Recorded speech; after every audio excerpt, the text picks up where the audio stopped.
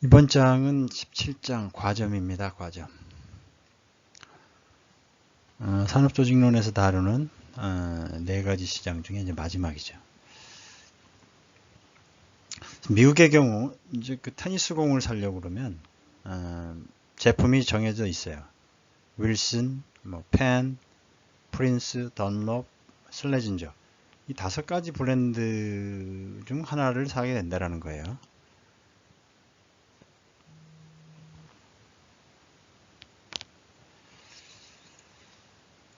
이게 지금 이 업체들이 미국에서 생산되는 테니스 공의 생산량과 시장 가격을 결정하게 되는 거죠.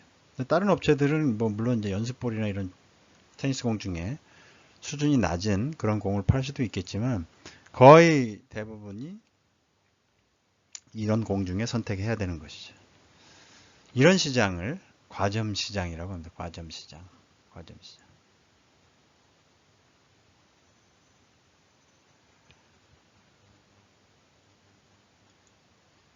이런 시장에서는 어떨까요? 기업들 간에 의사결정이 서로 상호 연관돼 있겠죠. 오페크 같은 경우도 물론 오페크는 이제 기업 국가들이 많으니까 그렇긴 하지만 상호 의존적인 관계가 형성된다고 볼 수 있어요. 이 과점에서는. 그러겠죠. 아무래도 서로 눈치를 볼 거 아닙니까? 가격을 올리거나 낮추거나 그런 하는 전략을 펼 때 서로 눈치를 볼 수밖에 없겠죠. 그렇죠?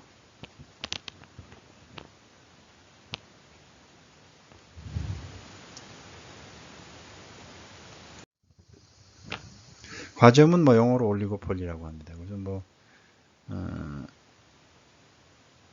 그래서 이 장에서는 이제 이런 과점 기업들의 상호 의존 관계가 기업의 의사결정에 어떻게 영향을 미치는지, 또 정부는 이에 대해서 이 과점 같은 경우 사실 서로 담합을 해버리면 독점과 똑같은 효과를 내겠죠. 몇 개 업체가 안 되니까 서로 담합을 해버리면 이제 그런 경우에 이제 정부는 시장의 실패로 간주하고 독점 규제처럼 규제를 해야 되는데 이런 정부 정책은 어떤지에 대해서 좀 살펴볼 겁니다. 그래서 과점 시장에서는 특징은 뭐냐면 우리가 앞에서 봤지만 소수의 판매자예요. 소수의 판매자. 그 기억나나요? 우리가 재화의 종류에 따라서 또 기업체의 수에 따라서 기업이 다수인지 소수인지 또 제품이 유사한지 동일한지 이거에 따라서 우리가 쭉 나눴었죠. 그죠? 그래서 과점의 경우는 판매자가 소수예요. 판매자가 소수고 또 동일하거나 다소 약간 차별화된 제품을 생산합니다. 이게 거의 동일한 제품을 생산해요. 그래서 상호 의존 관계가 형성이 되는데 여기서 이제 게임의 이론이 출현하게 됩니다. 게임의 이론이. 왜냐하면 서로 눈치 전략이니까 이게 이제 기업 간의 의사결정을 할 때 상대방 기업들이 어떻게 행동할 건지를 미리 판단해서 결정하기 때문에 그게 마치 게임과 같이 의사결정이 이루어진다라고 볼 수 있겠죠. 그죠? 그래서 이 과점 시장에서 게임의 이론이 탄생됐다고 보면 됩니다. 게임의 이론은 사람들이 전략적 행동을 연구하는 이론인데 전략적 행동이라는 게 뭘까요? 전략적으로 행동한다.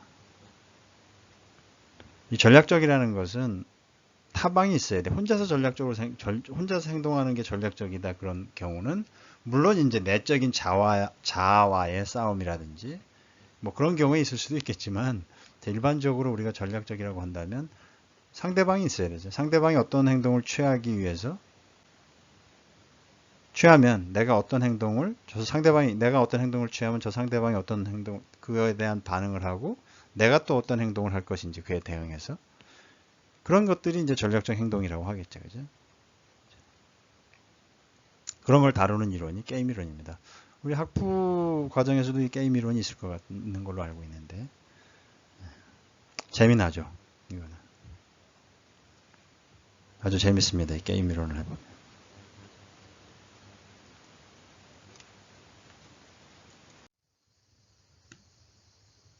이 과점 시장은 앞에서 우리가 얘기했듯이 소수의 기업이 지배하는 시장이에요. 소수의 기업이 지배하는 시장. 그래서 과점 시장에 존재하는 소수의 공급자, 이들 간에는 협조와 이기심 사이에서 갈등이 일어난다는 거예요. 갈등이.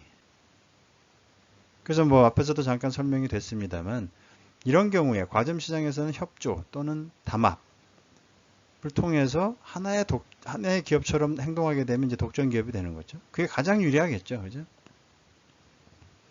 그런데 문제는 이제 자신의 이익을 극대화하려는 이기심이 항상 같이 있다라는 거죠. 그 이기심은 사실 협조를 통해서 하면 독점 기업처럼 행동해서 더 큰 이득을 준다고는 하는데 자기 눈앞의 이득 또 자기만의 이득을 취하려는 이기심이 협력이나 협조 또는 담합을 차단하는 강력한 위반 요인으로 작용한다는 거예요. 그러겠죠, 아무래도. 뭐 친구 간에도 마찬가지고 이거는 그 기업들도 마찬가지지만 사람 인간관계에서도 마찬가지입니다. 그죠? 마찬가지. 분명한 건 협조를 하면 협조를 해서 의견을 통일하면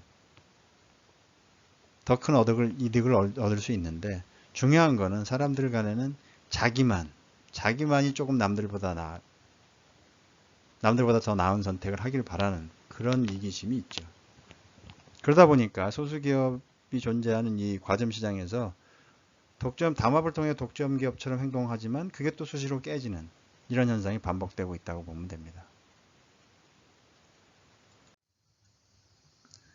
자, 과점 시장에서 만약 기업이 두 개만 존재한다 그러면 올리고폴리라는 용어 대신에 듀오폴리를 씁니다. 듀오폴리. 듀오가 뭐 둘에 해당되는 거니까 두 개의 기업만 존재하고 이 경우가 이제 과점의 가장 단순한 형태가 되는 거죠. 그러니까 딱 두 기업만 있는 거예요. 나와 상대방. 그죠?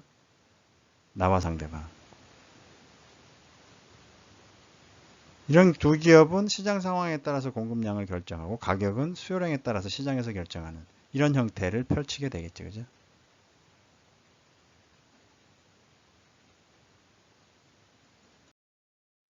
어느 마을에 우물이 두 개가 있다고 가정을 했어요.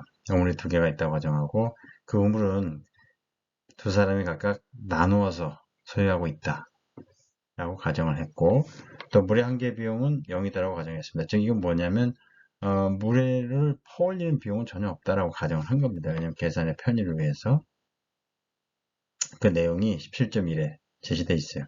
그래서 여기 수량, 그에 따른 가격, 또 그에 따른 총수입, 총이윤. 뭐 어차피 총수입에 총이윤 같죠. 비용이 안 들어가는 거기 때문에. 그래서 이 물값은 어떻게 결정되냐면 물을 얼마나 공급하느냐에 따라서 결정이 돼요. 이 얘기는 이제 뒤집어서 얘기하면 수요량에 따라서 결정되는 거죠. 그러니까 물이 수요량이 얼마인지에 따라서 결정하는 겁니다. 그래서 여기 지금 나와 있는 내용을 보면 수량은 제로에서부터 120갤런까지 돼 있고 이에 따라서 가격은 120달러에서 제로까지 제시되어 있습니다. 또 총수입은 여기 1100, 이 두 개를 수량해서 가격을 곱한 값이죠. 1100, 2000, 2700 쭉 올라가다가 여기 지금 3500, 3600. 그 이 60갤런을 딱 지나고 나면 3500으로 떨어져요. 3500으로 떨어집니다.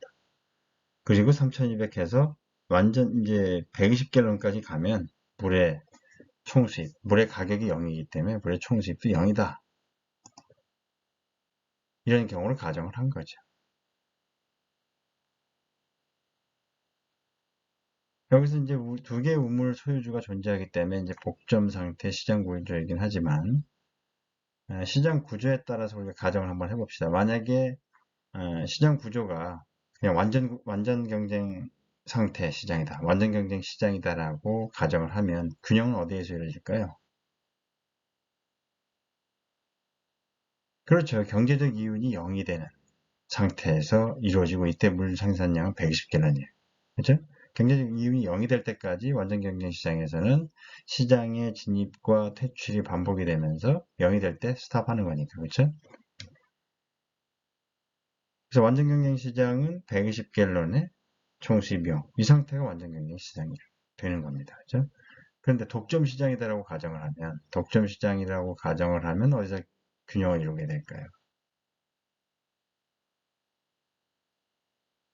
그렇죠? 여기 지금 그 총 이윤이 극대화되는 지점이 여기죠. 그렇죠? 이때부터 60갤런이 넘어가면 떨어지기 때문에 이 상황에서 결정이 되는 겁니다. 60갤론에 60달러의 가격을 받고 팔아서 전체적으로 3,600달러의 이윤을 얻는 그런 상태가 되는데, 이 경우는 당연히 사회적 최적 수량인 이 120갤론보다 작게 나타나죠. 그죠? 작을 수밖에 없어요. 그렇다면 이 경우와 같이 이제 복점 시장에서는 어떻게 결정될 것인가? 그건 다음 슬라이드에서 설명을 하도록 하겠습니다.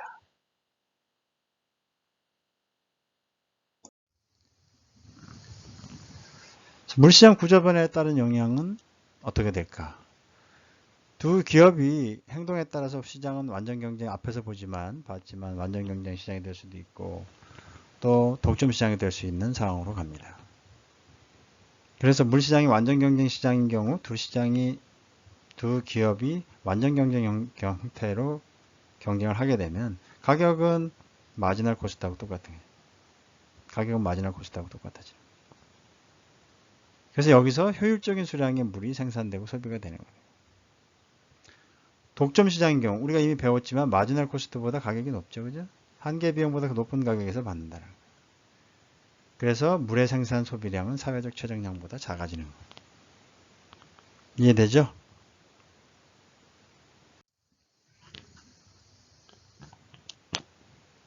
그래서 앞에서 검토한 대로 우리가 물시장에서 그 두 개의 기업만이 존재할 경우, 그 복점 시장인 경우, 이 담합 또는 카르텔에 의해서 독점 시장이 조성되면 각각의 생산량은 30갤런씩 생산하고 갤런당 가격은 60달러. 그래서 이유는 각각 1,800불씩 날아가게 된다는 거예요.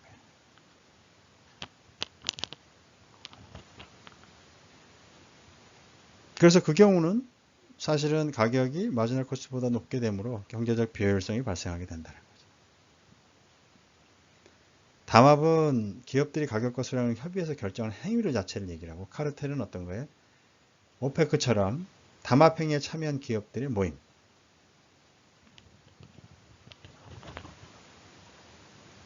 입니다. 그래서 그 과점 시장에서는 담합과 카르텔의 형성이 빈번하게 일어난다는 거죠. 또 그게 또 순식간에 깨지기도 하고. 그럼 과점 시장의 균형이 어떻게 이루어지는지를 살펴본 사례를 가지고 한번 분석해 봅시다. 앞에서는 뭐였죠? 우리가 우물이 두 개 있는 물시장에 대한 복점 사례를 같이 검토해 봤죠. 이 사례를 통해서 함께 분석하고 정리해 봅시다. 첫 번째 우리가 가정을 하게 되는데, 가정은 뭐냐면 우물 소유자들 두 명이 개별적으로 수량을 결정한다. 서로 상호 간에 합의를 하지 않는다라는 그게 가정입니다. 일반적으로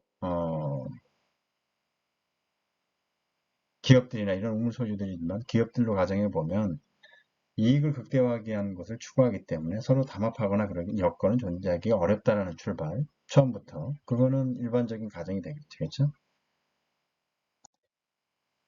물론 이제 이들이 우리가 경제학에서 쭉 얘기하는 것처럼, 또 경제학자들이 말하는 것처럼 상호 이윤 극대화를 위해서 합리적으로 판단한다면 당연히 독점 상태를 선택하는 것이 가장 이익을 극대화할 수 있는 방법이긴 한데, 실제 시장에서는 그렇지 못하다는 겁니다. 그렇죠? 그렇지 못하다는 거예요. 그러니까 우리가 독점 상태 선택에서 시장은 어떻게 생산한다고 했죠? 각각 30갤런, 그래서 총 60갤런을 생산해서 60달러에 파는, 그때 물가격이 60달러였으니까 60달러에 팔고, 그래서 이윤 3,600달러 가운데 둘이 나눠서 1,800달러씩 확보하는 거. 이 상태가 가장 합리적인 거죠. 이윤을 극대화하는 방법이에요. 이를 최선이라고 생각하겠죠. 그렇지만 여러분들은 어떻겠습니까? 이런 상황이 과연 균형이 될 수 있는지 생각해 보자라는 거예요. 만약 둘 중에 한 우물 소유자가 조금 더 이윤을 내고자 한다는 마음이 생긴다라는 거죠. 왜냐하면 우물 소유자들이 개별적으로 수량을 결정한다고 얘기를 했기 때문에. 그럼 물 생산량을 조금 늘리는 생각을 하게 된다라는 거예요. 그 경우를 생각해 보자는 거죠. 이 경우입니다.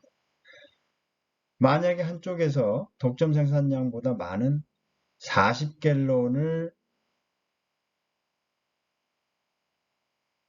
생산할 수 하겠다. 라고 한다면 어떻게 될까요? 그러니까 실제로 이런 게 가능한 건 뭐냐면 과점 시장에서는 자기가 생산량을 어떻게 결정하느냐에 따라서 특히 여기 지금 앞에 사례에서 본 것처럼 자기가 생산량을 좀 늘리게 되면 물가격은 조금 떨어지지만 자기가 생산량을 많이 팔게 되면서 물량을 많이 팔게 됨으로써 자기가 더 많은 이윤을 얻을 수 있는 기회가 있는 거예요.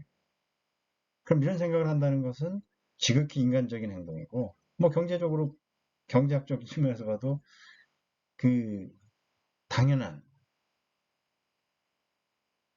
행동이라고 볼 수 있다는 겁니다. 그래서 양측의 정보를 공유하지 않고 있기 때문에 이렇게 할 수 있다는 거죠. 그래서 이 독점 생산량보다 많은 40갤런, 30갤런이 아니고 40갤런을 한쪽에서 먼저 생산했다. 이걸 계산을 타산해 본 거죠. 타산해 볼 수 있다는 거예요. 해보니까 어때요? 자신이 만약에 40갤런의 물을 생산하고 저쪽은 30갤런을 그냥 생산한다고 하면 총 70갤런이죠. 그죠? 이때 물가격은 갤런당 50달러예요. 갤런당 50달러입니다. 그럼 어떻게 되죠? 이 물량을 40갤런으로 늘린 사람은 거기다 곱하기 물값 50달러. 계산해보면 2000달러를 벌 수 있는 거예요.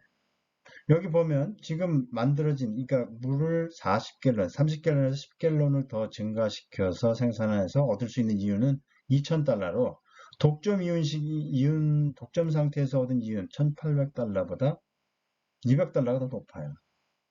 그럼 당연히 이걸 선택하겠죠. 그렇죠? 당연한 결과입니다. 그렇죠? 당연한 결과. 여러분들이라면 이런 선택 안 하겠습니까? 그죠?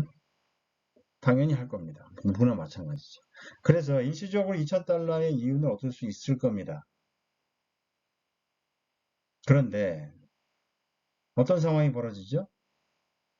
이 시장의 가격은 어떻게 물량에 따라서 물의 공급량에 따라서 결정이 되잖아요. 그렇죠? 물 공급량에 따라서 결정이 되기 때문에 이 다른 한쪽에서 보면 물 가격이 어떻게 됐어요?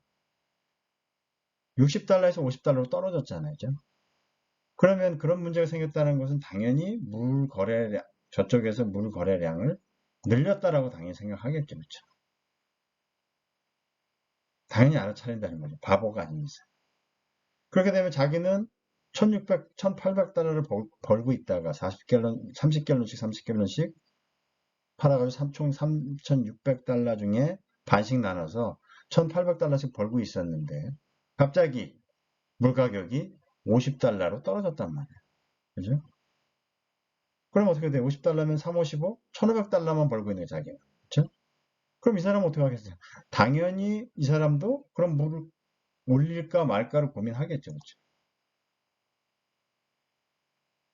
그래서 수지타산을 해볼 거라는 거예요.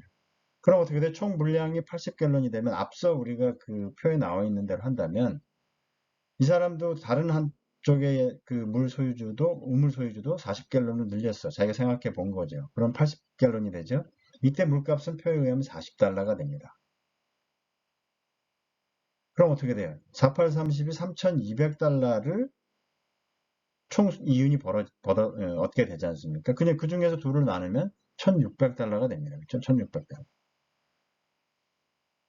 그러면 그 한쪽에서는 어떻게 생각했어요? 만약에 그렇게 자기가 그냥 30갤런만 생산하고 있으면 1500달러 했는데 물량을 자기도 10갤런 늘리니까 1600달러가 되고 상대방은 물론 상대방 가격 떨어지죠. 그렇죠? 그러니까 서로 1600달러를 받는 상태로 예상이 되니까 당연히 다른 한쪽도 물량을 40갤런을 늘린다라는 거예요. 자, 그럼 이 상태에서 그냥 맞을 것인가는 다른 한쪽이 처음에 물량을 늘린 쪽에서 또 생각을 해보겠죠. 아, 이 물량을 좀 더 늘리면 안 될까? 그러니까 한쪽이 50갤런으로 이제 물량 늘리는 부분에 대해서 또 앞서 같이 수지 타산을 해본다는 거예요.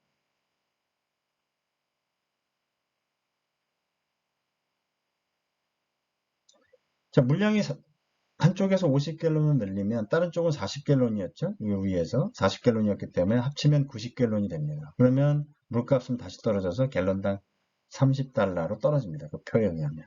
수요량에 의하면.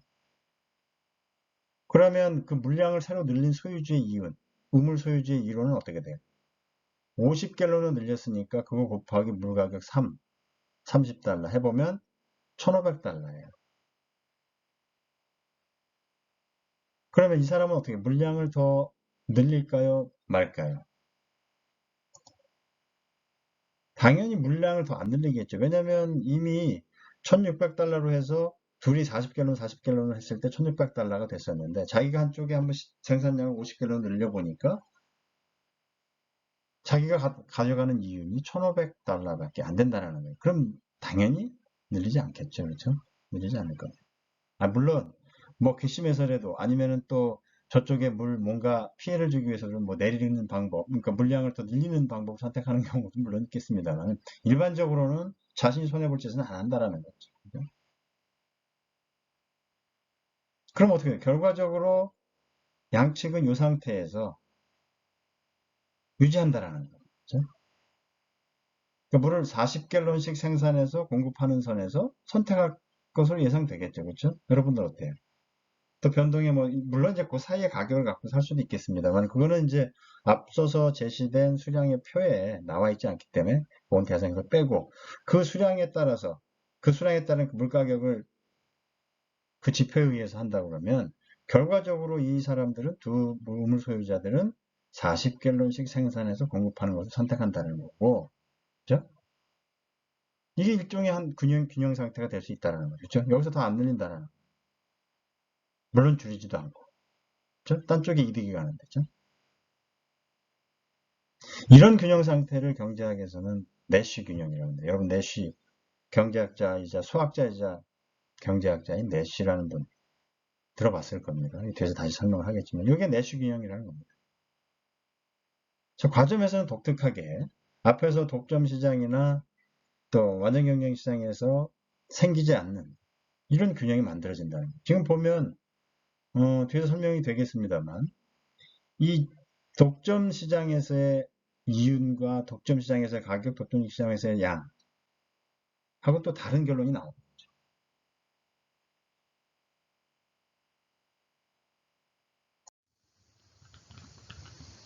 여기서 이제 우리가 그 내시 균형이라는 용어를 한번 아마 많이 들어봤을 거예요. 그래서 내시 균형은 뭐냐면 게임 참여자들이 상대방의 전략을 주어진 과제로 전제하는 거예요. 그래서 이에 대해서 최선의 전략을 선택해서 그게 균형 상태로 간다는 거예요. 어떤 상황이 되든 그 상태로 간다라는 거예요. 다른 상태로 안 가고. 그래서 내쉬는 이제 아담 스미스가 주장한 사람들의 각자의 이익을 극대화하는 방향으로 추구할 때 시장의 후생도 극대화된다라는 주장을 반박하게 됩니다.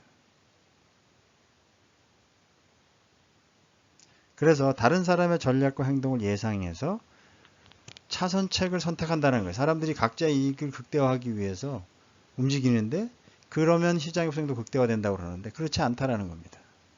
그래서 최대 효과가 아닌 차선책을 선택한다는 것입니다.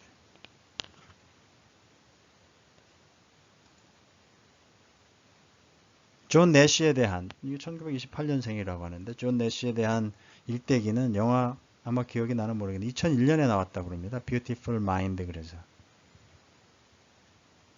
이제 1950년대 대학원의 시절에 여러 게임에 대한 연구를 굉장히 많이 했었는데 그 연구를 정리한 논문을 발표했고 거기서 이제 내시 이론 또는 내시 균형의 발견을 공로로 해서 1994년도에 노벨 경제학상을 수상하게 됩니다.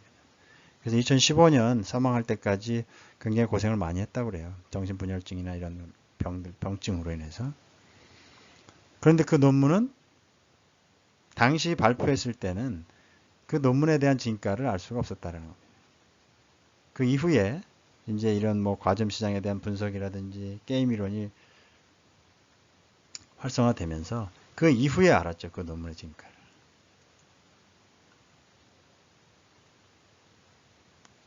그때 쓴 논문이 비협력적 게임이라는 제목으로 해서 27페이지짜리였대요. 27페이지짜리. 그 논문 하나로 이제 1950년도에 박사학위를 받았고 당시에는 이 논문의 진가를 못 알아준 거죠. 다시 이제 물시장으로 가봅시다. 우리 내시균형은 내시균형이고 두 기업이 서로 그 30갤런씩을 이게 합의해서 상호 이윤을 극대화시킨다는 거 우리가 얘기했었죠, 그죠? 그러면 만약에 40갤런씩 물을 공급하면 어떨까요? 물값은 40달러로 떨어지게 되고 이윤은 각 1600달러로 줄어들게 됩니다. 그래서 만약에 한쪽에서 50갤런으로 늘려. 한쪽에서만. 그러면 물값은 30달러로 떨어지고 한쪽은 이윤이 1500달러. 이전 40갤런 생산 때보다 이윤이 떨어지게 되죠. 그래서 40갤런 생산을 선택하게 된다는 거예요. 다른 상대방도 마찬가지인 거죠. 그래서 결국은 양쪽이 1600달러의 이윤을 얻게 된다는 겁니다. 그래서 단일 기업이 아닌 두 기업 간의 협약은 언젠가 깨지게 마련이고 그것은 이기심 때문에 발생하게 된다는 거예요. 그래서 과점기업 설명이 되어 있지만 상호 협조를 통해 독점 기업처럼 행동할 수도 있지만 각각의 사적 이윤 동기 때문에 공동 이윤 극대화의 결과에 도달하지 못하고 차선책으로 가게 된다는 거예요. 차선책으로 가게 된다. 아까 얘기한 것처럼 40달러에 40갤론의 물을 파는 게 되는 거죠. 그래서 이윤이 더 줄어드는 방향으로 선택하게 된다는 겁니다. 앞서 내시균형을 설명하면서 좀 설명이 됐죠. 근데 이제 내시교수에 대해서 조금 더 설명을 해보면 28년 6월에 태어나셔서 2015년 5월에 돌아가셨습니다. 1948년도 카네기 멜론 대학 수학 석사를 받게 되는데 50년도 프린스턴 대학교에서 박사도 사실 수학 분야의 논문이라고 할 수 있어요. 그러니까 수학 분야의 천재고 수학학자죠.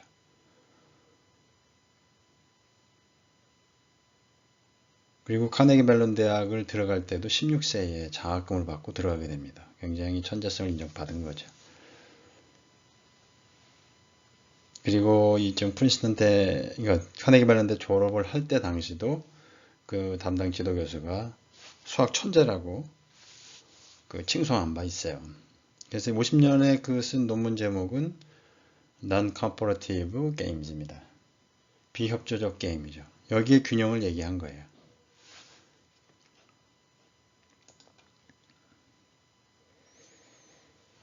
이게 무슨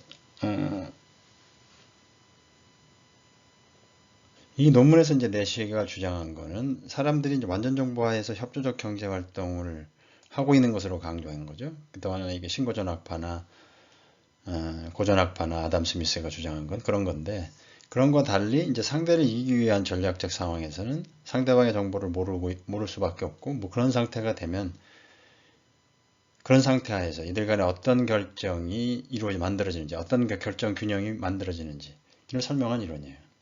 이게 한 27페이지 분량의 논문을 담았다고 하는데 뭐 그 유명한 식이 있습니다. 그 식은 뭐 나중에 더 궁금한 분들은 찾아보거나 나한테 질문하면 좋을 것 같고.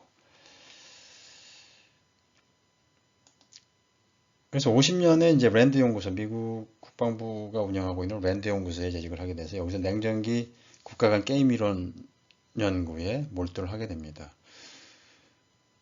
그런데 이제 59년도인가요? 그때 이제 그 MIT 정교수로 발령을 받는 그 즈음에 조현병 판정을 받아요. 그래서 그 이후부터 90년까지인가 계속 이제 정신병원 치료를 받게 됩니다. 그래서 이제 뭐 다른 활동을 못 하게 된 거죠. 근데 그 가운데서도 78년에 여기 나온 것처럼 존 폰 노이만.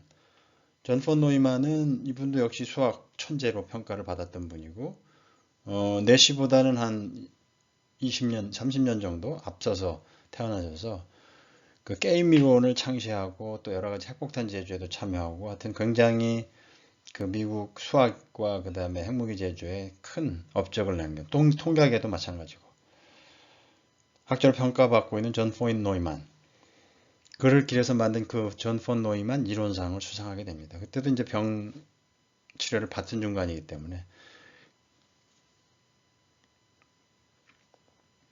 그리고서 이제 90년 들어서부터 조금 병이 이제 거의 회복이 되면서 94년에 드디어 이제 그 박사학위 논문과 그동안의 업적을 기뤄서 노벨 경제학상을 수상하게 됩니다. 2008년에 그러고 나서 프린스턴 대 교수를 재직을 해요. 복귀를 해가지고 재직을 하는데 2015년 그로부터 한 7년 정도 지난 다음에 그 수학 분야의 노벨상인 아벨상을 수상하고 집으로 돌아가던 길에 교통사고로 아내와 함께 같이 사망을 하게 됩니다. 이 사진이 그 존 포브스 내쉬 주니어고, 요 밑에 사진이 여러분들 뭐 봤는지 모르겠지만 2000 몇 년도인가요? 그때 나왔던 영화인데 뷰티풀 마인드라는 그런 마인드, 거기서 존 내쉬 역을 열연한 그 러셀 크로우입니다. 여기 내쉬 균형과 관련돼서는 앞으로 이제 계속 게임 모델을 얘기하면서 하고 미서간 군비 경쟁 모델이라든지 이런 다수 모델을 통해서 설명이 될 거예요. 앞 슬라이드에서 우리가 다룬 그 독점 시장에서 듀오폴리 시장에서의 생산자의 행태와 이에 따른 시장의 균형, 그걸 좀 일반화해 봅시다. 그 특징을 한번 살펴봅시다. 앞서 사례와 같이 과점 기업들이 개별적으로 이윤 극대화를 추구하는 거예요. 그러니까 서로 담합하지 않는다라는 거죠. 그걸 전제로 했을 때 추구한다면 결과는 어떻게 됐던가요? 우리가 이 시장에서의 균형 상태는 내시 균형 상태를 얘기합니다. 내시 균형 상태를 얘기하는데 그 균형 상태가 어떻게 평가될 수 있는지 한번 보자는 겁니다. 우선 첫 번째, 시장의 균형 공급량. 내시 균형 상태에서 공급량은 어때요? 독점보다 많았죠. 그죠? 독점에서는 뭐 어떻습니까? 만약에 앞에 그 두 개 우물 소유자가 갖고 있는 물 시장을 사례로 본다면 독점은 60갤런에서 60달러를 받았죠. 그렇죠? 네? 근데 그거보다는 어땠어요?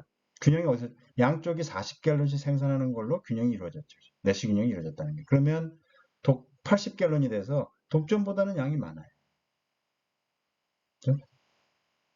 그런데 완전 경쟁 시장보다는 완전 경쟁의 상태보다는 양이 적죠. 완전 경쟁 상태에서는 120갤런이었는데 이보다는 적어요. 그렇죠? 요거면 돼요. 이렇게. 두 번째는 그 내시 균형에서의 가격입니다. 가격. 이거는 과점 기업들이 개별적으로 이윤 극대화를 추구하는 경우에는 독점에서보다는 낮고, 그렇죠? 독점보다는 낮아요. 왜냐하면 독점에서는 얼마였죠? 균형 가격이 얼마였어요? 기억 한번. 60갤런에서 60달러였죠. 그죠? 60갤런에서 60달러였어. 그죠? 기억납니까? 그런데 내시균형 상태에서는 얼마였죠? 내시균형 상태에서는 80달러에 균형 가격이 40달러였잖아요. 80갤런에 40달러였잖아요. 그렇죠? 그러면 독점에서보다는 시장 가격이 낮은 거예요. 균형 가격이 낮은 거예요. 대신 완전 경쟁 시장에서보다는 높죠. 물론 앞에 사례를 보면 가격이 거기는 이제 그 한계 생산 비용이 한계 비용이 없으니까 그렇기 때문에 가격이 0이었잖아요. 그래서 완전 경쟁 시장보다는 높다. 그게 일반적인 평가입니다. 과점 기업에서는 이 두 가지 독점과 완전 경쟁하고 비교해 보면 공급량은 독점보다 많고 완전 경쟁보다는 적고 또 균형 가격, 내수 균형 상태에서 가격은 독점에서보다는 낮고 완전 경쟁 시장보다는 높다. 이게 과점 기업이 개별적으로 이윤 극대화를 추구할 때 나타나는 결과입니다. 이해되죠?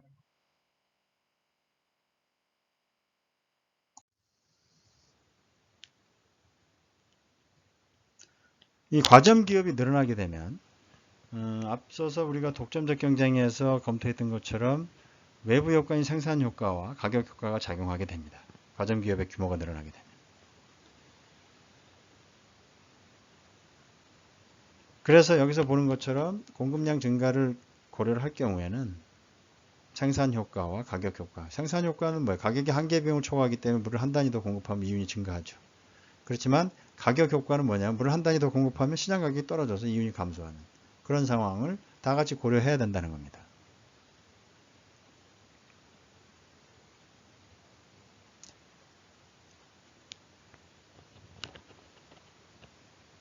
세계 자동차 시장을 고려해 보면 미국에는 이제 포드와 GM만 있고 독일에는 아니죠. GM하고 또 다른 회사들도 있죠. 그죠? 독일에는 폭스바겐하고 BMW. 그 일본에는 혼다와 도요타. 여기서 교역이 없다면 각국의 시장은 과점 상태가 되는 거죠. 그러나 교역이 발생하게 되면 자동차 시장은 6개 회사가 존재하는 과점 시장으로 확대된다는 거예요. 그래서 이로 인해서 소비자의 선택의 폭이 넓어지고 경쟁이 증가함으로써 교역에 따른 이득이 입증되게 되는 거죠.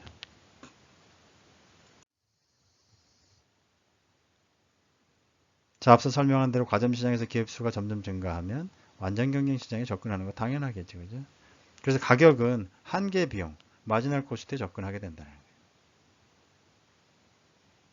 그리고 생산량은 뭐 완전 경쟁 시장으로 가니까 당연히 사회적 최적 생산량. 그죠? 마지널 코스트와 마지널 평균 총 비용이 교차하는 그 지점에서 최적 생산량, 효율적 생산량에 다다르게 된다는 거죠.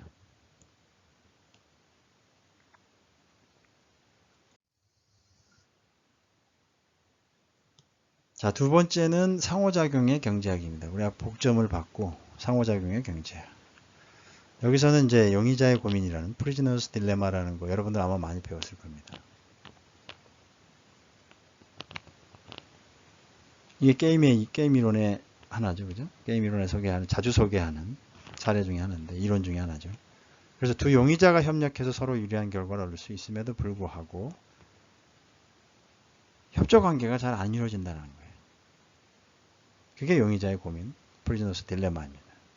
여기서 우리가 한 가지 알아야 될 것은 다미넌트 스트래티지, 그러니까 우월 전략이 존재한다라는 거예요. 그래서 매번 똑같은 상황이 직면해도 그 다미넌트 스트래티지 방법을 선택하게 된다는 거죠. 그러니까 상대방의 전략과 상관없이 자기 자신에게 유리한 전략이라고 자기가 판단하는 거죠. 자기가 판단하는 거예요. 자기 이기심에 의해서. 그런 우월 전략에 의해서 프리즈너스 딜레마가 계속 발생한다라는 거예요.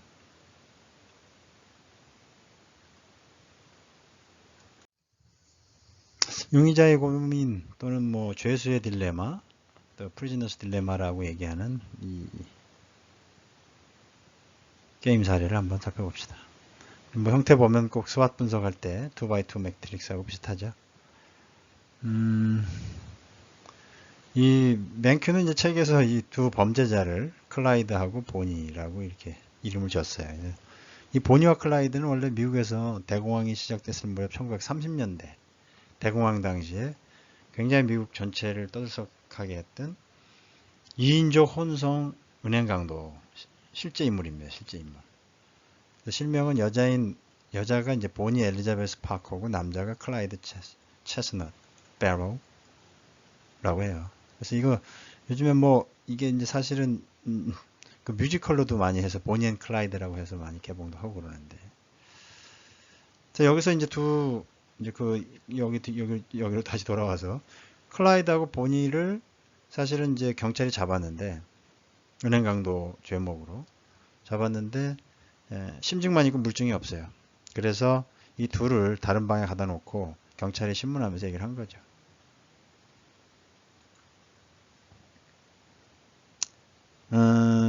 네가 만약에 저 파트너를 저 범죄를 자백하고 저 파트너가 주범이다라고 얘기를 하면 그 다른 방에 있는 파트너를 20년 살게 하고 너는 무죄로 풀어주고, 아니면 니네 둘이 다 자백하면 8년형을 선고받게 된다. 근데 침묵을 하도 무죄로서 징역을 1년씩 언도받을 수 있다라고 얘기를 한 거예요. 그래서 이제 자백을 적용한 상황을 가정한 거죠.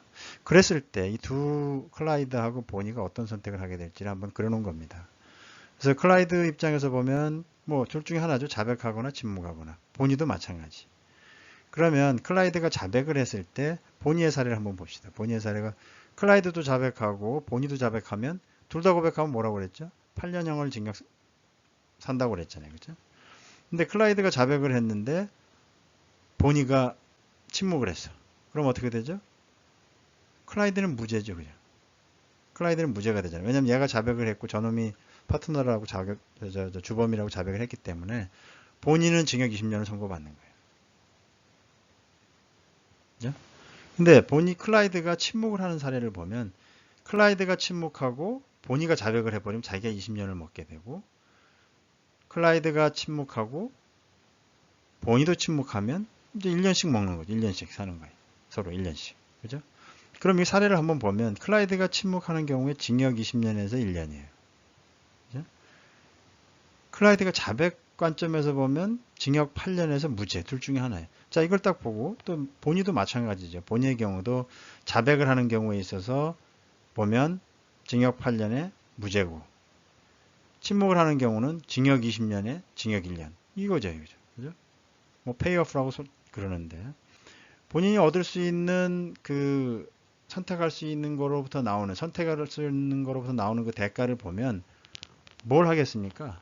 이런 상황이라면 당연히 이 클라이드는 자백을 선택하겠죠. 왜냐면 징역 8년에서 무죄고, 이거는 잘하면 징역 1년인데 못하면은 징역 20년을 먹게 돼요. 그죠? 당연히 자백을 선택하는 거죠. 본인의 경우도 마찬가지예요. 자백을 보면 징역 8년에서 무죄인데, 침묵하는 경우를 보면 징역 20년에서 징역 1년. 똑같은 사례가 되는 거죠. 그럼 어떻게 돼요? 이 둘 용의자 사이에서 항상 어떤 상황이 돼도 선택은 어떻게 돼요? 자백이 자신한테 유리하다는 차선을 선택한다라는 거예요. 차선. 최선이 아닌 차선을 선택한다는 거죠. 이런 선택 전략을 우월 전략이라고 합니다. 여기서 우월 전략은 둘 다 자백이죠. 그죠? 둘 다 자백이에요. 사실 최선의 선택은 둘 다 침묵을 하게 되면 징역 1년으로 끝날 거를. 그렇죠? 둘 다 자백함으로써 징역 8년을 살게 된다는 거죠.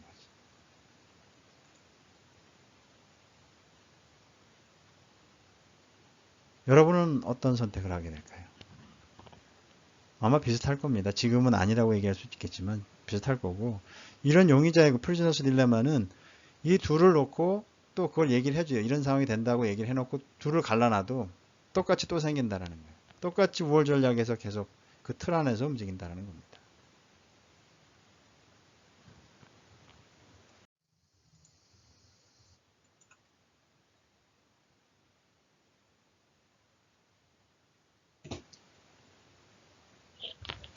자, 이런 용의자의 프리즈너스 딜레마를 보면 각자 자기 자신의 이익을 추구하다가 보니까 둘 다 완전히 불리한 건 아니지만 불리한 결과에 도달한다는 거예요.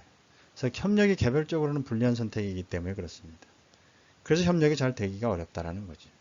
사실 이런 협조나 지금도 뭐 콜라보레이션이라고 그 협력하는 여러 가지 방법론들 많이 얘기가 되고 있습니다만, 그 협력이 어려운 것은 상호 간의 신뢰가 부족하기 때문에 그래요. 그죠?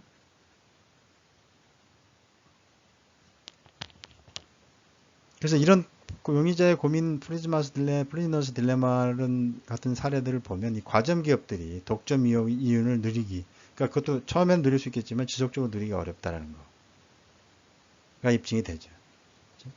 그래서 이런 과점 기업들 간에도 서로 눈치 게임을 하면서 프리즈너스 딜레마와 같은 유사한 게임 형태로 진행된다는 거, 의사결정 구조가. 그래서 공동행위를 통해서 독점 이윤을 얻는 것이 합리적이지만 개별적으로는 약속을 위반할 유인이 항상 존재하기 때문입니다. 그러니까 누구나 다 자신의 이익을 극대화하려고 움직이기 때문에 그렇죠. 자신의 이익이 가장 먼저죠.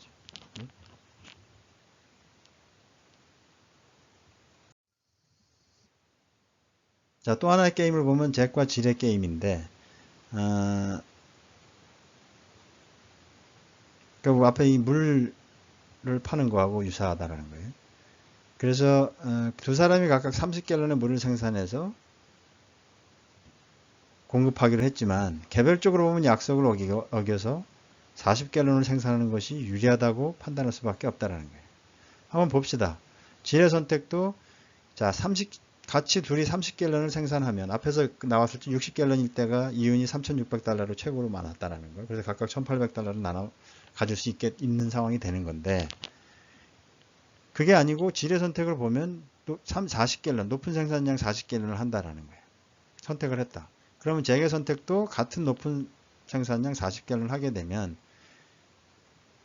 질은 $1,600, 잭도 $1,600에 3,200달러를 얻게 되는 거예요. 높은 생산량 40갤런을 질이 선택했을 때 이 잭은 낮은 생산량 30갤런을 하게 되면 높은 생산량을 선택한 질은 $2,000. 그러니까 둘이 $70가 되니까 $70의 금액이면은 물가격이 조금 더 올라가겠죠. 그죠? 그래서 질은 $2,000 이윤을 얻게 되고 낮은 생산량을 선택한 잭은 $1,500를 얻게 된다는 거예요. 질이 낮은 생산량을 선택했을 때 30갤런을 선택하면 자, 그 대신 잭은 높은 생산량을 선택했어요. 그렇게 되면 어떻게 돼요? 반대로 여기죠. 이거하고 똑같은 결과가 여기에 발생이 되게 되면 잭이 $2,000를 이윤을 갖고 질은 $1,500를 갖고 이 끝쪽으로 오면 둘 다 낮은 선택을 하게 되면 $2,000, $2,000와 $1,800와 $1,800을 갖게 되는 거죠. 둘이 잭과 지 나눠가질 수 있는 거죠. 이게 이제 그 60갤런일 때 가장 이윤이 높은 상태였기 때문에 이렇게 해줄 수 있는데 여기서도 가만히 생각을 해보면 질이 어떤 선택을 할지 봅시다. 자, 높은 걸 할 건가 낮은 걸 할 건가를 한번 살펴봅시다. 자, 높은 생산량을 선택했을 때의 페이오프를 보면 본인이 얻게 되는 건 $1,600에서 $2,000야.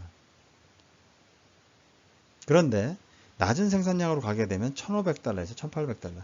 이 범위가 줄어들게 되는 거죠. 낮은 가격도 $1,500로 낮고, 그죠? 높은 가격도 $2,000를 받을 수 있는데 여긴 $1,800를 받고. 이렇게 되면 질의 경우에 있어서 우월 전략은 어때? 높은 생산량을 가져갈 수밖에 없다는 거고, 이건 잭의 경우도 마찬가지.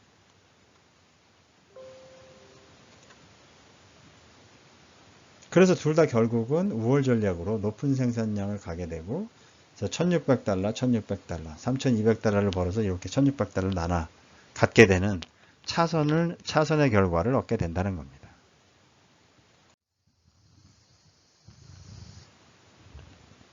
자, 용의자 고민 모형의 또 다른 사례는 우리가 잘 아는, 여러분들 잘 알까요? 군비 경쟁입니다. 군비 경쟁. 두 나라, 과거에 이제 그 동서냉전 시대에 미국과 소련이었죠. 소련이고 지금은 이제 뭐 상황은 조금 바뀌었습니다만은 그때하고 똑같진 않은데 중국과 미국이죠.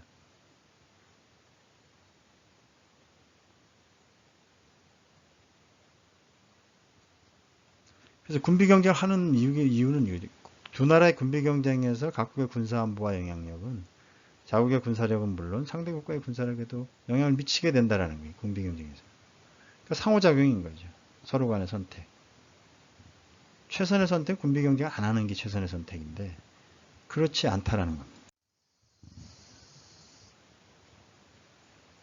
그래서 이제 여기 보면 그 과거 구소련이라고 그랬죠. 여러분들 뭐 소련이라는 용어가 생소할지 모르겠지만 지금의 러시아. 구소련이고 여기 미국의 선택을 두고 있습니다. 군비 증강을 할 거냐, 군비 감축을 할 거냐.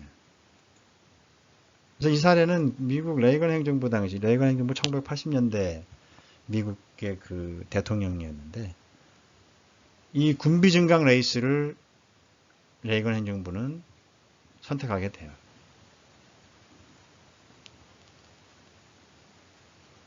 근데 이때는 그 CIA라든지 여러 가지 정보기관들이 러시아가 이제 갈 때까지 갔다라는 걸 아는 거죠. 그러니까 여기서 더 군비 레이스를 펼치게 되면 소련 경제는 무너질 것이다라는 그런 판단을 한 거예요. 그래서 이번에 소련을 잡자라고 생각하면서 군비 경쟁을 한 거죠. 그러니까 이 군비 레이스를 따라 군비 경쟁을 할 만큼 경제력이 넉넉하지 못했고 굉장히 경제가 안 좋은 상태로 가고 있었거든요. 그러고서 1980년대 어떻게 됐죠? 동구권이 이제 고르바초프 대통령으로 바뀌면서 개혁 개방을 하게 되죠. 그러고서 동구권에 대한 영향력을 포기하게 됩니다. 그러면서 이제 동구권은 도미노처럼 무너지게 되는 거죠. 그래서 동서독은 참 운 좋게 통일을 하게 되는 거고. 얘기가 잠깐 딴 데로 흘렀습니다만은 이걸 분석을 해보면 여기도 마찬가지죠. 볼까요? 구소련의 선택, 미국의 선택을 봅시다. 구소련이 군비를 증강하는 경우와 감축하는 사례를 가지고 비교를 해보잖아요. 그 결과를. 자, 군비를 증강을 했어요. 그런데 미국도 군비를 증강을 해. 사실은 서로 다 위험해지는 상태가 되겠죠. 그죠? 위험의 정도는 조금 강해질지 모르겠지만 위험한 건 마찬가지.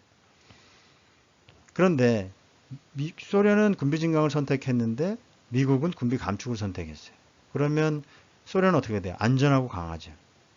유리한 고지에 서는 거고 미국은 위험하고 약한 상태에 들어간다는 거예요.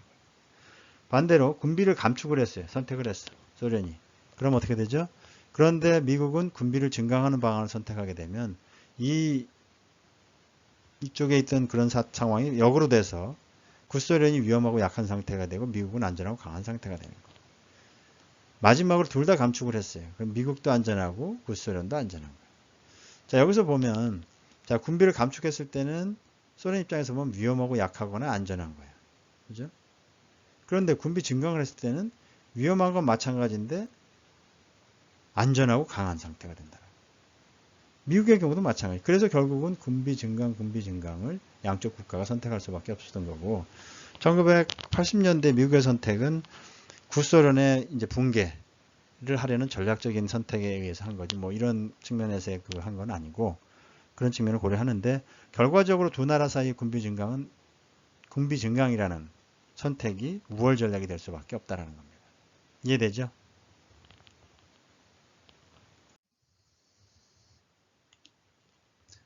자, 프리즈너스 딜레마의 모형의 다른 사례들을 보면 공유 자원이에요. 이거 우리 앞에서 이미 살펴봤죠, 그죠? 여기서는 뭐 그런 사례라기보다는 이제 매장 원유, 그러니까 공유하는 매장이 사실은 그 유전을 개발하다 보면 시출하다 보면 그 매장된 매장지가 각 국가의 경계선 넘는 경우가 많은데 또 아니면 각 기업들이 점유하고 있는 글로벌 기업들이 정유회사들이 점유하고 있는 그런 것들이 같이 공유하게 되면 이럴 때는 이제 선택을 할 수밖에 없는 거죠. 그죠? 그래서 다음 사례는 뭐냐면 석유를 채취하는 두 회사의 이윤이 자신이 뚫은 유공의 개수만큼에 따라 결정이 되는데 그렇게 되면 이제 상대방이 뚫는 유공의 개수에도 영향을 받겠죠. 그죠? 그 상태를 용의자의 고민 프리즈너스 딜레마의 모형에 적용시켜서 한번 살펴보자라는 겁니다. 보면 엑손과 텍사코 아주 뭐 세계적인 그 원유 개발 회사죠. 유전 개발 회사. 자, 그럼 보면 유공을 한 개 뚫는 경우, 두 개 뚫는 경우 선택을 하는 겁니다. 자, 두 개를 뚫으면 같이 두 개를 뚫으면 400만 달러의 이득을 얻는 거예요. 그러니까 이게 같이 두 개를 뚫으면 양이 줄어들기 때문에.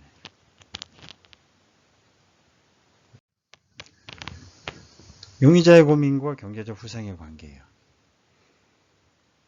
그래서 이게 용어는 이제 협조적 균형 또는 협조 균형이라고 하는데 양쪽이 서로 합의를 해서 담합했다라는 거예요. 서로 담합한 경우에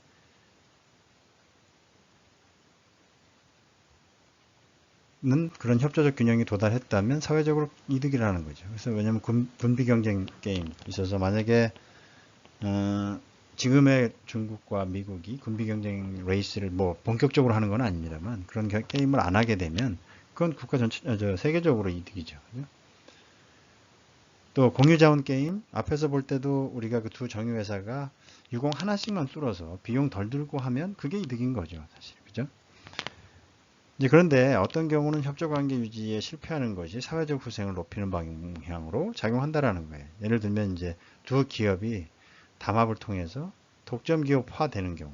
그건 사실은 경제적 후생을 후퇴시키는 거죠. 왜냐하면 가격을 올려가지고. 그죠?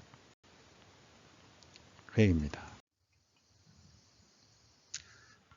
이 프리즈너스 딜레마 상황이 계속 반복되는 경우 뭐 협조관계를 유지할 수도 있다고 그래요. 유지할 수도 있는데 이거는 앞에서도 얘기했지만 그 사례에 보면 이런 게임을 한 7, 8번 반복을 하면 이게 고쳐진다고 합니다. 그러니까 첫 번째, 두 번째, 세 번째 이거 갖고도 안 고쳐진다는 게 사람의 그 이기심이라는 게 그렇게 강하다라는 거죠. 그죠? 그래서 이제 이 용의자 딜레마를 죄수의 딜레마를 극복할 수 있는 방법은 게임을 반복하는 방법이 있고 또 약속을 위반하는 경우 처벌 조항을 넣는 거예요. 그죠? 처벌 조항. 또 협력에 대한 유인. 예를 들면 협력에 대한 유인은 여러 가지 종류가 있습니다만 사실 이런 콜라보레이션이 중요한 이유.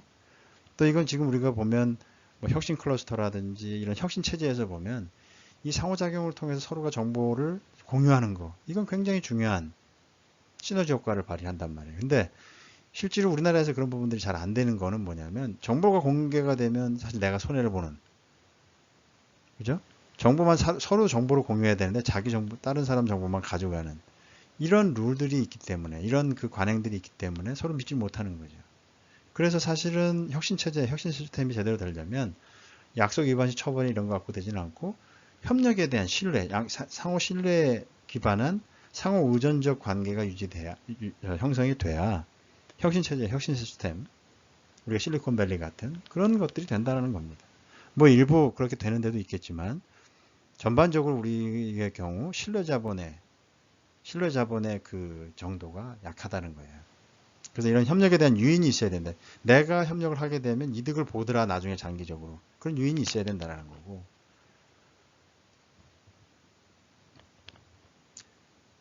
그래서 미래의 이윤을 중요하게 만약에 생각하게 한다라는 거예요. 미래 계속되는 이윤. 그런 이윤에 대해서 지금 당장은 아니지만 눈앞의 이윤은 아니지만 장래 미래 이윤을 생각하게 하게끔 하면 약속을 위반하지 않도록 할 수 있다는 거예요. 사실 이건 쉽지는 않죠. 밑에 같은 게.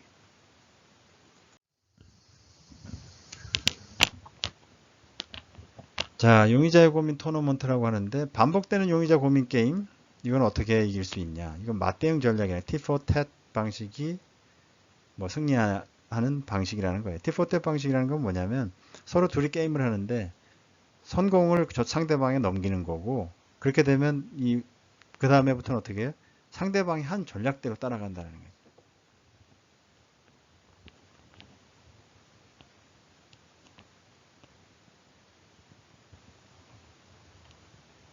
여기서 보면 우호적으로 시작하다가 비우호적 대응이 올 경우는 보복한다는 거고 반성하면 용서하는 점이다. 이런 것들이 사실은 그 용의자 딜레마를 극복하고 서로 신뢰관계를 통해서 협조 균형에 이르는 방법이 되겠죠. 이 과점도 보면 그 과점 기업들이 독점 형태로 움직일 수 있기 때문에 또 실제로 보면 앞에서 우리가 봤지만 그 독점과 가격이 어떻게 해요? 독점 가격과 완전 경쟁 가격 그 사이에 있다라는 거고 또 하나는 거래량도 그 사이에 있다라는 거죠. 그러니까 경제적 후생을 극대화할 수 있는 그 수량의 거래량이 거래되는 게 아니기 때문에 일정 부분 이런 데 과점이 심하게 되면 공공정책을 펴게 된다는 거예요. 자, 여기 보면 과점 기업들의 협조, 담합을 하게 되면 시장 생산량을 줄이고 가격을 높이기 때문에 사회적 관점에서 볼 때 좋은 일은 아니라는 거예요. 그래서 자원 배분을 사회적 체계보다 가깝게 만들기 위해 정부가 시장 실패라 보고 과점 기업들이 협력하기보다는 경쟁하도록 유도할 필요가 있다는 거죠. 그렇죠? 이게 공공정책. 그래서 미국 같은 경우 뭐 독점금지법도 여기에 해당돼. 과점도 사실 이게 독점화되면 그렇게 될 수 있는 거니까. 그래서 셔먼 독점금지법이 벌써 1890년도에 제정이 됩니다. 그래서 과점 기업들끼리 맺은 협약, 담합계약을 단순히 보호받지 못하는 게 아니라 범죄 행위로 규정을 해버려요. 1890년에 벌써. 그 이후에 1914년도에 클레이턴법이 해서 독점금지법을 더욱 강화합니다. 이거는 뭐냐면 담합 시도에 대해서 민간인들이 스스로 제소를 통해서 촉진하기 위한 그런 법령 부분에 개정을 하게 되는 거고 우리나라 같은 경우는 공정거래위원회가 부처로 설립이 돼 있고 또 공정거래법 과거에는 이제 독과점 뭐 여러 가지 법령이 있습니다만 그게 다 통합돼서 공정거래법에 다 통합돼 있고 최근에 아마 36년 그러니까 저기 지금 개정된 36년 만에 전면 개정을 앞두고 있다고 합니다. 더 독점이라든지 과점 행위에 대해서 담합 행위에 대해서 더 강한 제재를 가하는 방향으로 개정이 되겠죠.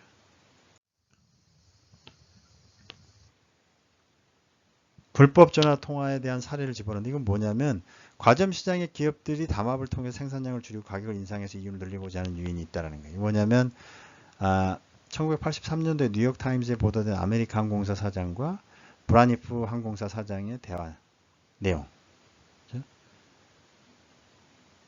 그래서 이거는 뭐냐면 셔먼 독점금지법에 따르면 이런 경쟁 관계에 있는 기업들이 과점 기업들이 서로 전화 통화를 해서 요금에 대해서 합의하는 거 이것조차 금지한다는 겁니다. 불법이라는 거예요. 자, 독점금지 정책 여러 가지 제한 조치들이 있는데 이거에 대한 논쟁은 아직도 지속되고 있다는 거죠. 첫 번째는 이제 재판매 가격 유지, 리세일 프라이스 메인터넌스 그래서 소매점에다 이제 대기업들이 소매점에 가격을 주는데 그걸 가격을 낮추거나 또 높이거나 하지 못하도록 요구하는 행위예요. 재판매 가격 유지하도록 하는 거. 이거에 대해서는 되게 찬성 수장이 많은데 재판매 가격 유지 행위는 경쟁을 제한하기 위한 것이 아니고 정당한 경영상의 목적이다라고 이거는 경제학자들이 독점과 관련된 행위가 아니다라고 평가를 하고 있고 약탈 가격 설정 이건 아직도 규제의 필요성이 논쟁이 되고 있다고 합니다. 그래서 경쟁 기업을 퇴출시킬 목적으로 가격을 확 인하하는 거. 뭐 세계적으로 마찬가지죠. 중국 같은 경우가 국가적으로 이런 부분들에 자기 유치 산업들 아니면 자기 산업 기업들을 키우기 위해서 보조금을 엄청 주는 거고 다른 기업들은 규제를 해서 못 들어오게 하고 그렇게 하는 거. 물론 이제 이거는 약탈 가격 설정이나 미국 내에 기업들이 그렇게 하는 경우에 이제 이건 규제에 대한 필요성이 에 대해서 찬반 여부가 갈리고 있다는 거죠. 이제 끼워 팔기가 타잉, 그러니까 뭐 두 개의 상품 하나를 묶어 파는 행위 이런 거는 미국 정부가 규제를 하고 있습니다.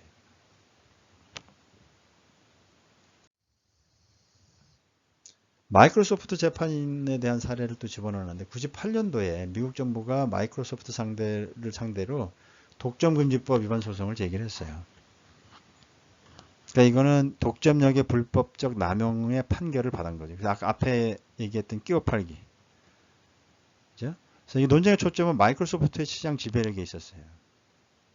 그러니까 2002년도에 합의를 했는데 마이크로소프트사가 이 반독점 위반 문제를 완전히 해결해 주지는 못했죠. 그러니까 지금 마이크로소프트사는 사실은 뭐 소프트웨어 부분, 저기 OS나 이 응용 소프트웨어 부분, PC나 노트북에서 강자죠, 뭐 사실 지배력이 엄청 큰 거죠, 그죠?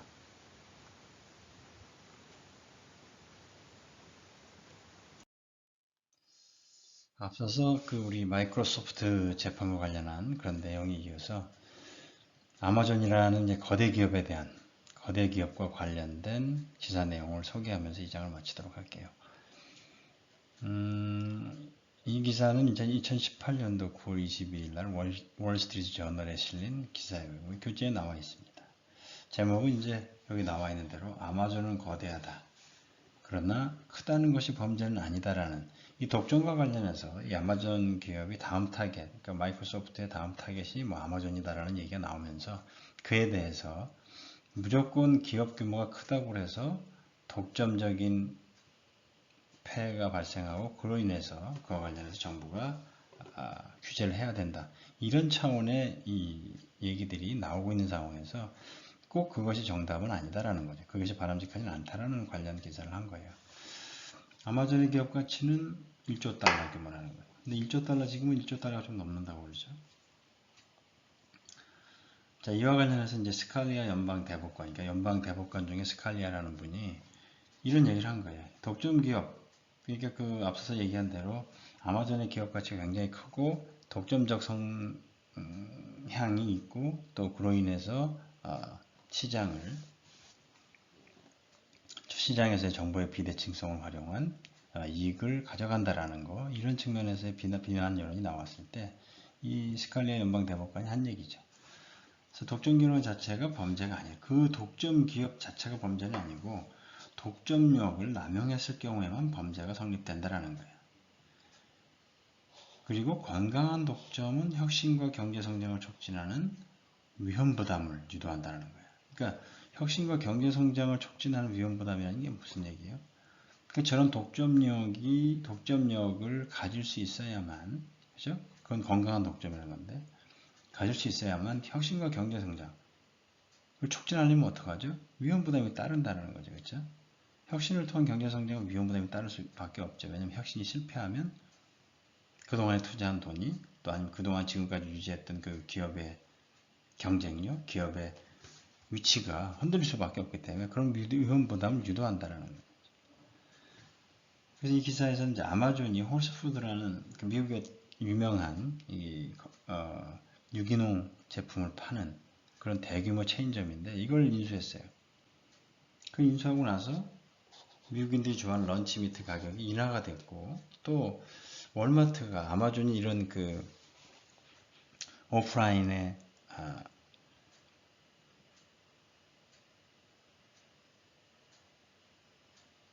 이 판매망을 인수하면서 월마트도 이 서비스 향상의 필요성을 느끼고 거기를 더 강화하게 하는 그런 긍정적인 효과가 있었다는 거예요.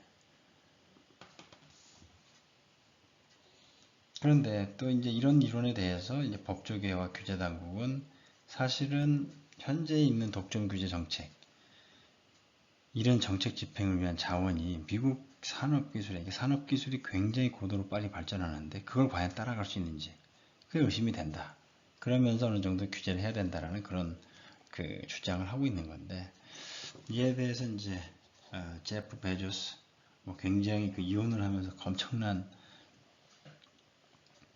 비용을 들이기도 했던 이 아마존의 CEO죠. 그 사람이 한 얘기인데, 여기 보면 이제 이에 대해서 이 아마존에 대한 규제에 대한 여론에 대해서 이런 얘기를 했어요. 내가 생각하는 어떤 규제가 가해지더라도 소비자들은 여전히 낮은 가격을 원할 거다. 그리고 또 여전히 빠른 배달을 원할 것이기 때문에, 그리고 또 넓은 선택, 다양한 선택을 원할 것이기 때문에 사실은 이런 그 소비자의 수요에 부합하는 것이 바람직한 것이다. 그리고 또 그런 만큼 규제가 그런 부분들에 대해서